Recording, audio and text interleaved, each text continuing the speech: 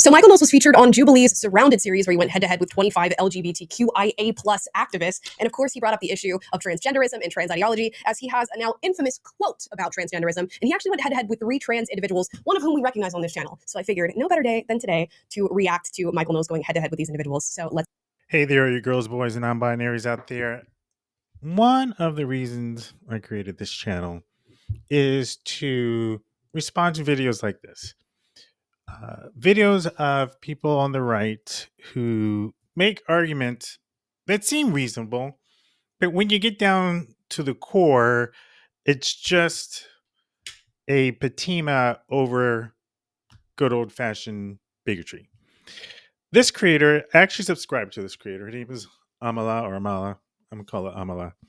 She has almost 2.5 million followers.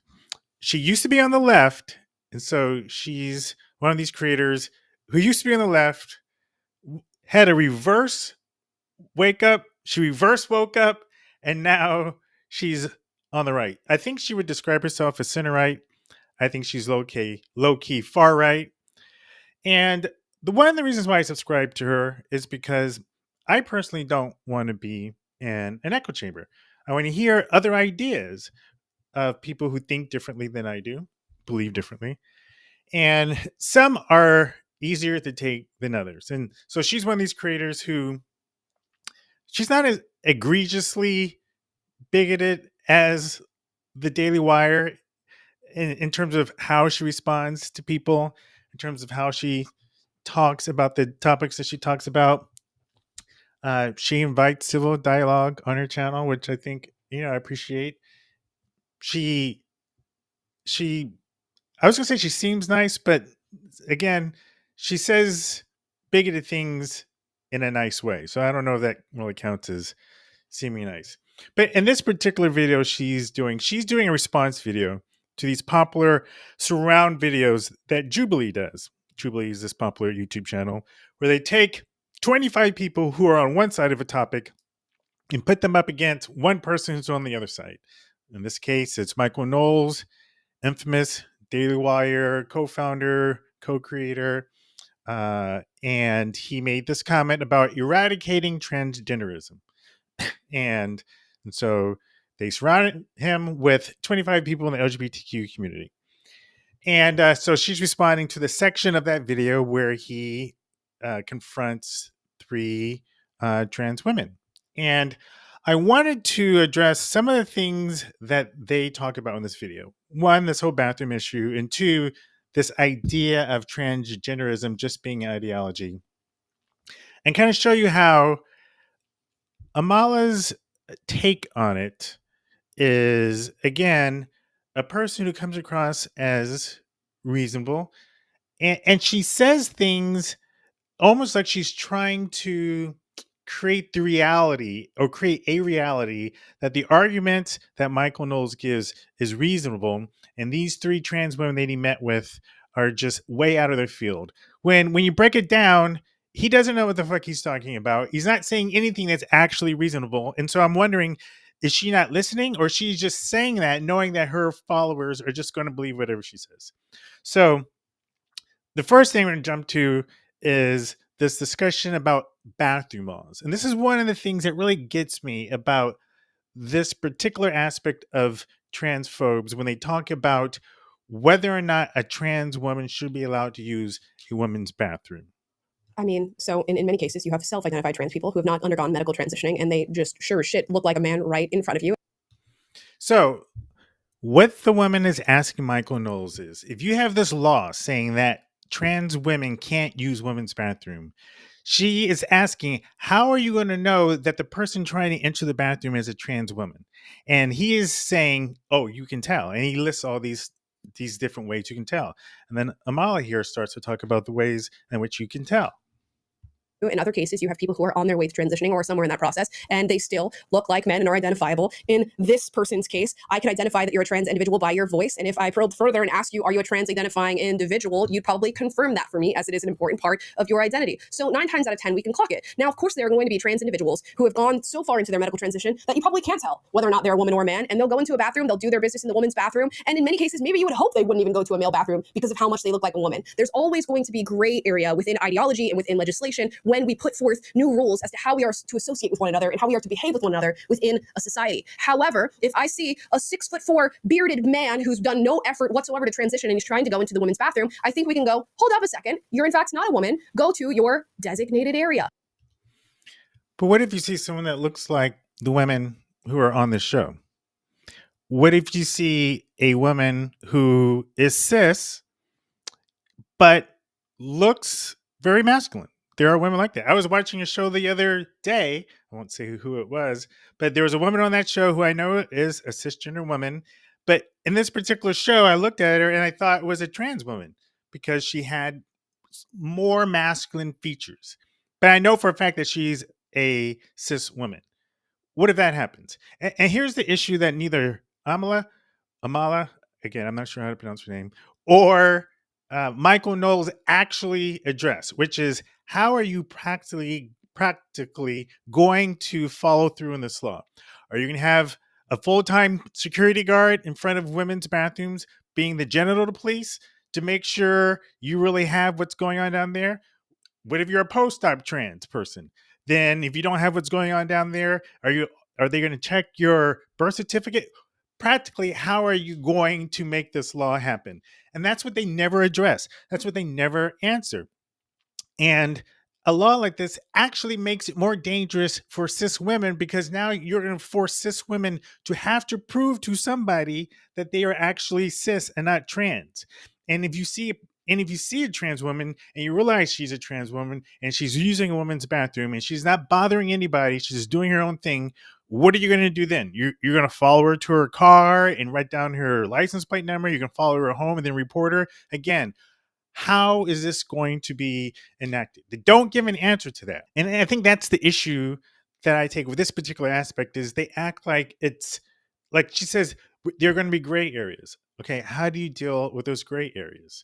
And the idea that you are going to force someone who presents as a woman and make them use the male bathroom, you're putting in danger those trans people way more than any possible danger of the 0.0001% of a trans woman who wants to sexually assault a cis woman or a man who is cis dressing up as a woman to try to get into a women's bathroom. So if you can only usually tell, what are you going to do to prevent it? Well, look, a man who doesn't even identify as trans, a man who's just a nefarious fellow could sneak into a woman's bathroom. Exactly. So we have to enforce the law. 93%, Right, what are you doing about men? We should enforce the law against people who break it. And what are you doing before that? Like, why is it I think it's so funny to hear Trump supporters say we should enforce the law against people who break it. Just saying. continuous pattern for men? We teach to do people this? in class. You're not teaching them very well, apparently. I mean, we have Republican parties who are literally putting a president who is a felon who has sexually assaulted people. What does that say to men? Yeah, no one really buys that. No one really buys that. No one seriously thinks that Donald Trump is a rapist. I know we pretend because the Democrats were trying to prosecute him 4 different ways and kicking. This is what's so frustrating. He's saying no one really believes that Donald Trump is a rapist. All the women who have been raped by him believe that, or who have been sexually assaulted by him believe that. There's this, I'm going to show you this article. There's this article. All right, Stacey Williams, the 27th woman to accuse Trump of sexual misconduct. Okay, he is a man who has had over 25 women over the years accuse him of sexual misconduct. His wife, Ivana, accused him of rape, I don't know, way back when. I know she changed it to something else afterwards, but originally that's what it was. He was recently just found liable of sexual assault, and another judge said that technically in the zeitgeist you could describe it as rape, but legally it can only meet the measure of sexual assault. On a hot mic, he admitted to grabbing women by the P word. He has hung out with Epstein. For Mike Knowles to say no one believes that Trump is a rapist, and this is the hypocrisy and that frustration with people on the right who act like this. And yes, there's hypocrisy on the left, but in this particular case, we're talking about this idea of wanting to protect women by not letting trans women go in the bathroom. Yet they put men like this in power, men like Pete Hegseth in power, Brett Kavanaugh in power. Whenever there's a woman who says, this person you want to put in power has either raped me or has sexually assaulted me, they get poo-pooed and pushed away. In some cases, in churches, the woman is forced to go back and live with her rapist husband because in the church, the man is the head. And if he said, sorry, you have to forgive him. Like Jesus said, forgive. I mean, men have been put back into situations where they can abuse women from this mindset of, well, they're not really rapists. And these are the same people saying that they care about women. These are the same people who say they care about life, but they don't lift one finger to change gun laws when the number one killer of young children in general, are guns. Like, you care to claim about women so much because trans people in the bathroom is so scary. My claim here is, in other areas? my actual claim here is that transgenderism is false and we should eradicate it from public life because it's harmful to everyone. Okay, that's my actual. If you want to claim, right? And it's just like, oof, there's something that really gets me going here, and I'm going to go ahead and say. You know what I find interesting? I can make a stronger case that Christianity as a religion has done way more harm in this world currently and throughout history than transgenderism ever had. What if I were to say, I think we should eradicate Christianity? I'm not saying we should kill Christians. I'm saying we should eradicate Christianity. You can't go out in public anymore and worship. You can't buy any Bibles anywhere. No more celebration of Christmas or Easter publicly. Can you imagine how all these Christians would react if someone said, we want to eradicate Christianity?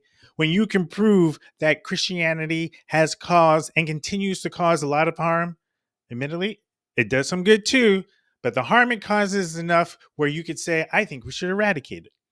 Can you imagine the uproar that would happen? And the thing is, Christianity actually is an ideology. Transgenderism is not. It's and that's why I wonder, does she know what transgenderism is? Like, does she understand what gender dysphoria is? I'm not sure she does. Say it. The fact that so far we've had two men, biological men, try to argue from the stand. So again, her transphobia is coming through. She's misgendering these women because in her mind, they're not real women. Standpoint of women about women's safety, women's privacy, and women's protection. Two individuals that no matter how hard they work their entire life, they are never going to understand what it's like to be a woman who feels unsafe. It's absolutely ridiculous to give this. How insulting is it to say to a trans woman that they don't understand what it means to feel unsafe? So that's why I'm wondering, is she being for real when she says shit like this?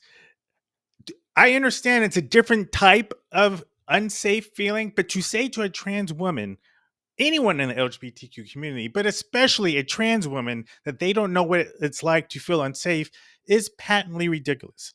On top of that, this bathroom law, we want to force a trans woman to use men's bathroom, puts them in more danger than you would put a cis woman by allowing trans women to use their bathrooms. This the time of day. You get to have some sort of pedestal where you talk about our safety in the bathroom, how we feel in our private spaces, how we feel about our rights and our spaces being protected, and you are. A lot of the feeling, it's really out of ignorance. I mean, I don't know how else to say it. If you think that trans woman wants to sexually assault you just because you think they're a man or just because they started out in life as a man, is an ignorance about what it means to be trans. And that ignorance is what leads to this fear and this transphobia that exists in people who think like this. Are not one of us, and I'm so sorry, you will never be. So let's go ahead and address the elephant in the room before we move forward. This is insulting, quite frankly. Yeah. What is transgenderism? You're right. It is insulting. It's insulting to all the people in the trans community who are either attacked or unalived at an exponentially higher rate than trans women attacking cis women. Public look like to you? It's allowing men to be treated for the purposes of the law as women. It's men taking 900 sports trophies from women in recent years. And they didn't take 900. They took 900. There's a report just came out from the United. Now, I will say this. I think there is a conversation to be had about how to deal with trans women in sports. I'll say that. I don't know what it looks like. I don't know how you would do it. It may depend on the sport. But again, to have these blanket laws that impact all trans women, and then to say you care about women's sports, when again, all these people who say about they care about women's sports, they're not going out fighting for women to be paid fairly compared to men. I mean, these people only started caring about women's sports when trans women started participating. Hello. Hello. So I think I want to start off by asking you what your solution is to, like, the word eradicating. Like, what do you mean by that? Well, the word Not again. I knew it was 3 in a row, but just to see it happen again, it's not again. literally means to pull up by the root. So not just to have some. What do you mean by not again, Amala? What do you mean? He's using the term eradicate. He chose that word purposefully. Like, he chose that on purpose. You don't use a term like eradicate and then clutch your pearls when people respond to it. Like I said, what if I said I wanted to eradicate Christianity? And here's the thing. He's not making it clear exactly what he means by that. And that's what she's asking. Specifically, what does that look like to eradicate transgenderism? Half measure where you say, okay, we're only going to trans kids after the age of 9, but not under the age of 9. Okay, we're only going to let men who identify as women go into this bathroom, but not that sports team or whatever. I don't think a half measure makes any sense. In fact, I think a lot of the conconservative arguments. You're not answering my question. What's the solution? He did actually, in fact, answer your question. Or he was on the way to before you interrupted him, which, never mind. Let me shut my mouth. Let me shut up. It means to uproot it. So how do you do that? I want to know how you're going to uproot an entire percentage of people. Well, I'm not uprooting people. I would return American public law to what it was before roughly 2015. I don't understand the perspective of how. Honestly, I think he wants to take laws back to before 1915, not just 2015, if you're being real. You or the Conservative Party is going to make any sort of progress in eradicating an entire percentage. I think it's just we're not eradicating people. You were trying to say that because it makes us look crazy. That's what you're saying. No, I said I want to eradicate a whole ideology of transgenderism. Trans people. That is going to be people that you are taking. Saying you want to eradicate the ideology of transgenderism is kind of like saying you want to eradicate the ideology of freckles or the ideology of left-handedness. It's again, I think he knows what gender dysphoria is. And I think one of the issues is that Jubilee doesn't put him up against medical and scientific professionals who can call him on his bullshit. All right. It's transgenderism is not an ideology. He's not saying he wants to eradicate people. It's a very clever argument that the left would use to make somebody like him appear to be, they're calling him a Nazi. It's whatever phrase you want to use, a fascist, a Nazi. If you don't want to be called a Nazi, don't use Nazi terms. I think that's reasonable. Don't use the kind of terminology that Nazis use when they wanted to eradicate the Jews, okay? Like, that seems reasonable. When you say you want to eradicate an aspect that represents an entire group of people, and you call that aspect an ideology as a way to try to make yourself look halfway decent and have your way out by saying, I'm not talking about getting rid of the people. I'm talking about just getting away this ideology. Again, you're clutching pearls. You knew what it was going to react. You knew the kind of reaction you were going to get when you use that terminology. Eugenicist or whatever. He's saying, I want to get rid of the idea of transgenderism, the gender theory that is backing that idea. Things like a critical race theory or critical feminist theory that help these things push through further, that help them propagate within society. These are the ideas that we must eradicate. It doesn't mean if you're a transgender individual, he wants to take you out back and pull an old yeller. That's clearly not what he's saying. Eradicate. Yeah. But he's not explaining what he means either. To tell a trans person that you're going to eradicate transgenderism, if you don't mean actually going out and pulling an old yeller, as you described it, you probably mean don't let them get the care that they need, the psychological or the medical care that could actually help them deal with the gender dysphoria. It means misgendering them, which causes psychological trauma. It means dead naming them, which causes psychological trauma. It means taking away from them that which makes them feel whole and human. There was this TV show where, it was, of course, Handmaid's Tale. And at the end of one of the episodes, this isn't too big of a spoiler, but one of the women who is gay, it's clear that they do an operation on her basically to castrate her, her clit.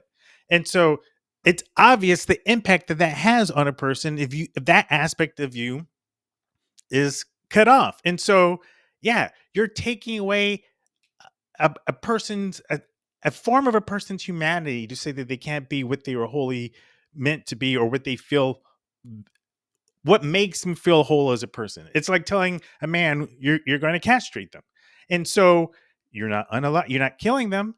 And so to make it seem like transgenderism, like her comparing it to critical race theory again, is just patently ridiculous.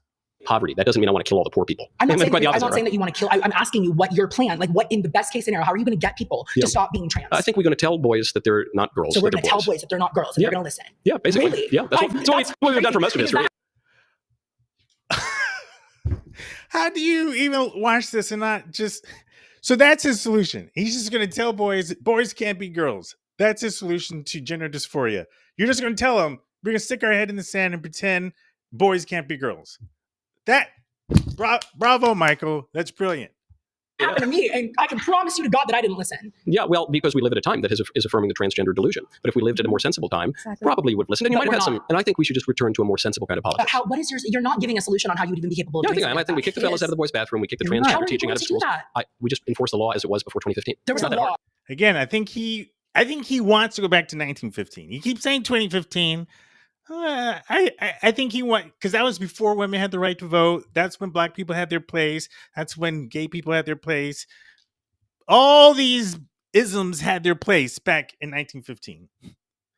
And 2015, that was the year that was the year of Obergefell, where gay people got the right to marriage. So there's a particular reason he chose 2015. That happens to be the year when gay marriage was legalized. So yeah, it's no accident he picked 2015. Prohibiting trans women to go into the women's bathroom. You can't even understand. Like, the very thing that he's saying about eradication is just absolutely amazing. Do you now, a person identifying as a woman, not even a woman, but do you want to eradicate patriarchy? I imagine your answer would be yes. Does this mean you want to kill all men that view themselves as patriarchs? Maybe. Again, we did this already. Comparing transgenderism to patriarchy is just patently ridiculous. I want to jump to this other part of the video now. We did not have established in public life transgenderism until very, very recently. That's not true. That is not true. That's not true.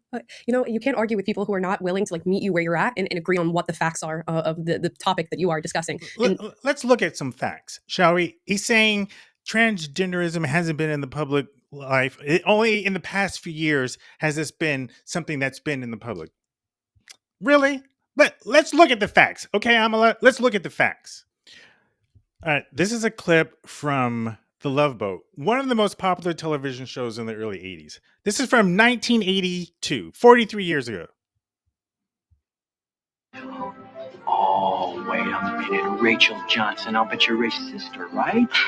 Of course I see it now. You have the same eyes. Now, he's met this woman, Rachel Johnson, and Rachel Johnson, the person he's dancing with, supposedly knows his old college roommate, Ray Johnson, and he's trying to figure out how Rachel and Ray know each other. I think you know what's going to happen. Knows? Except you're a lot prettier than he is. Ray Johnson's sister. Can we continue this conversation tomorrow, please? Well, why? I mean, you are Ray's sister, right? Hey, wait a minute. Ray's all right, isn't he? Gopher. Here it comes. I am Ray. It's the truth. I'm your old college roommate, Ray Johnson.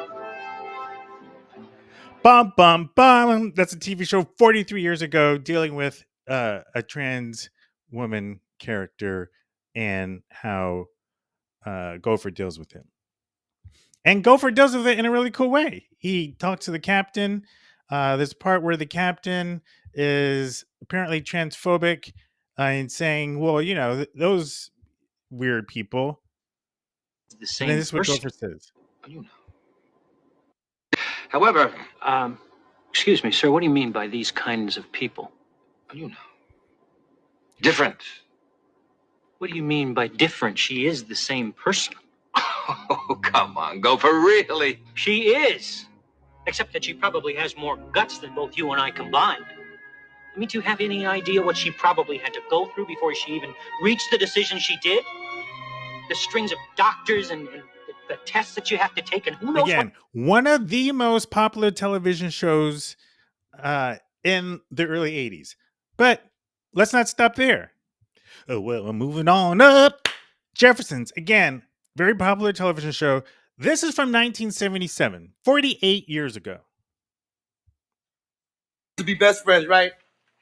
We never had no secrets from each other. You can tell me anything, no matter how bad it is. So tell me, are you one of those guys that likes to dress up in women's clothes? Are you one of them, transvestites? Yeah, one of them. No. Good, because I can't stand them weirdos. But look, if you ain't gay and you ain't a weirdo, what are you? I had the operation. I had a sex change. Dun. George, I'm a woman now. Oh.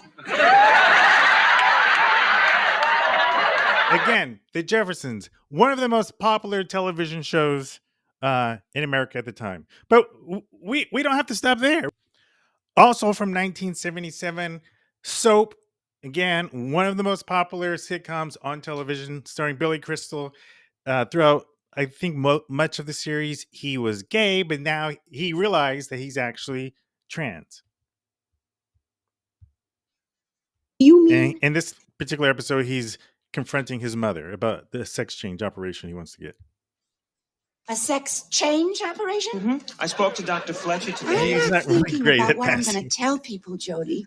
I couldn't care less. The thing is, I just got used to you being a... Homosexual. I mean, I always thought you'd outgrow it, that it was just a phase. And now, when I'm finally used to you being a... Homosexual. You're going to get a sex change operation and be a girl? Jody, for God's sakes, what am I going to tell people? Oh, my God, I think I'm having a cerebral hemorrhage. Remember how Danny took that little plastic razor and started to shave his face? I shaved my legs, Mom. Mom, it was a... So, in this episode, they're trying to explain how he's always known. 3 popular television shows right there. I can go on. All in the Family. If you go before this, I'm sure there were movies, other television shows. So it's not like transgenderism just came into light a few years ago, the way Michael Knowles is trying to make you believe. All right, let's go back and finish this up. There's like so much more of this I can take. They're trans, have been trans for 20 plus years, 7 years, they know exactly what they're doing. You're confused because it's not How possible are for you a man people to become a looking at woman. somebody without knowing their bodily autonomy, knowing anything that's going on with their medical history, anything? Because I You know know nothing I know about the me. basics of human nature. You know nothing about me. I know that you're human. And I know a little bit about human nature. And I know that a boy can't become a girl. Okay, there you have it. He knows humans, he knows human nature, and he knows the boys can't be girls. That's how you know. That's how you know you can trust him. So that's what I Does know. anybody want to take my break? You're tapping out. Thank you. Yeah. You're tapping out. Yeah.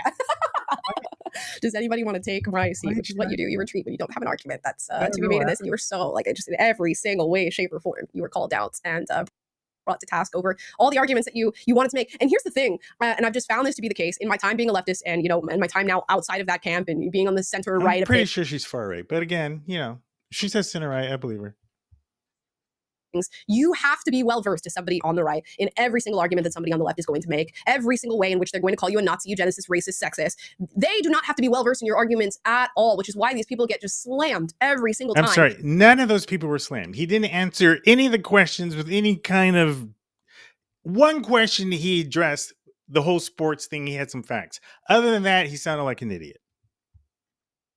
That somebody on the right shows up to debate them on virtually any given issue. And I commend Michael Knowles for going head to head with 3 transgender individuals on the idea of transgenderism and on that now infamous quote of it being eradicated from public life. And, it was 3-0 on that. They lost in traumatic fashion. I'm sure they're all going to carry this as a trauma with them for the rest of their lives. They had to debate a Nazi on Jubilee, which I hope that... I really do not think any of those women are going to be traumatized sitting across the table from an idiot. People on the left just got into this video, listened to Michael Knowles, and realized that he's being perfectly reasonable. He's not being reasonable. And here's the thing. Actually, Michael Knowles is not an idiot. Let me take that back. He's not an idiot. He knows what he's doing. He knows the actual facts. I'm sure he knows what gender dysphoria is, but it doesn't matter to him because he's a transphobe. It doesn't matter to him because he has a certain ideology of how a person should show up in the world regardless of their psychology, their physiology, regardless of what science actually says. He knows what's right because he knows humans and he knows human nature, and he knows boys can't be girls. This topic of transgenderism and gender theory. And that's all I've got to say. We knew what Blossom was going to do. I didn't know what the two others were going to do. And I am in no way, shape, or form surprised by the outcome or the arguments brought forth by the biological men who are pretending to be women. And there you have it. We got to the end. She makes it definitively clear in her mind, these are men pretending to be women. And I don't know how you can have a conversation with people who think like this when we have science, medicine that have determined what gender dysphoria is, determined the best way to deal with gender dysphoria. And you have people like this who insist on saying that these are just men pretending to be women. And I don't know enough about her to know what made her go from left to the right. I'm gonna go out on a limb and say that whenever I've seen Black people go from left to right, they blow up because they represent a certain token. I'm just gonna call it as it is for the right to say, see, here's a Black person, here's a gay person, here's a woman, here's someone who fits in a marginalized community that we normally attack, who's on our side, and they can hold them up and they can be the equivalent of a modern day HN. You know, I'm just gonna call it like I see it. You can look it up and what that means, but that's how it comes across to me when not. And I don't generally have an issue with Black people who are conservative. Being conservative is not mutually exclusive to also having compassion and empathy and understanding science. Like, you could be conservative and still understand that gender dysphoria is real. Trans people are real. They deserve to have rights. They deserve to have dignity. Like, so it's not the fact that she or whatever is conservative. I have an issue with bigotry and transphobia and whatnot. Like, a perfect example is this woman who is a star of Amelia Perez. A lot of controversy around her. She's a trans woman who said some really horrible racist ish. So it does happen. People in marginalized communities can also be bigoted and racist and whatever. But again, you know, with Amala, whatever her name is, however you pronounce it, you know, she's doing well for herself. 2.5 million subscribers. I'm sure that if I came out and changed my channel to a far right leaning channel, I could blow up too. So I'm not saying that's why she did it. I'm not in a position to say that. I don't know enough about her background. She probably had a genuine conversion. She generally had a reverse waking up. She closed her eyes and she had I'm joking. She probably had some type of sincere conversion and decided to create this channel. Like I said, you know, when you're in a marginalized group that's normally attacked by the right and you join the right, you tend to blow up. So, and oftentimes when I hear their arguments against the groups or the people that they are against, they sound as ridiculous as this. But I'm sure she has millions of people who loves everything she said in that video, no matter how patently ridiculous it is. When you use a term like eradicate for a whole group of people, don't start clutching your pearls when people respond. Anyway, let me know what you think. You know, for the 5 people who are going to watch this video, I'm just starting out. If you watch this video, let me know. I'll have a link to her full video here so you can watch it. Am I being unreasonable? Comment, like, love, share, be kind in the comments, and see you on the next one. Peace.